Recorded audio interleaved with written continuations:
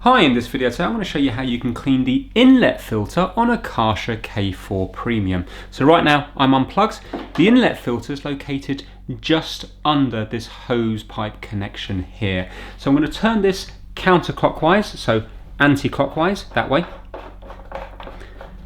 And then you will see there's a little white thing sticking out. Now on my one I can just grab it. If you're struggling to grab it, you can use some little pliers to pull it out. Nice and gently grab it and pull it out like so. And this is your filter here. And you can see there's a nice bit of dirt in there.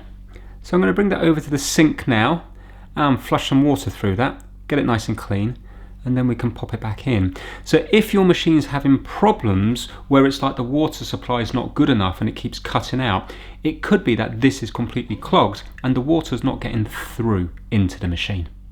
So I'm just going to use some warm water and just flush it through.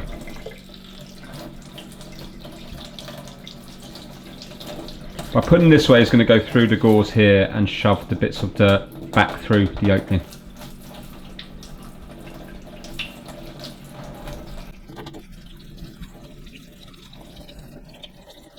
There we go, you can see that's much cleaner now. So let's pop it back in the machine. Now it doesn't matter which way it goes back in, but I'm just going to put it so it's easy to grab with the tab horizontal. So just place it in like so and then just push it home like that. And now we're just going to do this back up. So that's it. Hopefully now when you attach your hose pipe, all the water coming through the hose is going to make its way into the machine and there's going to be no restriction on that filter. Thanks for watching.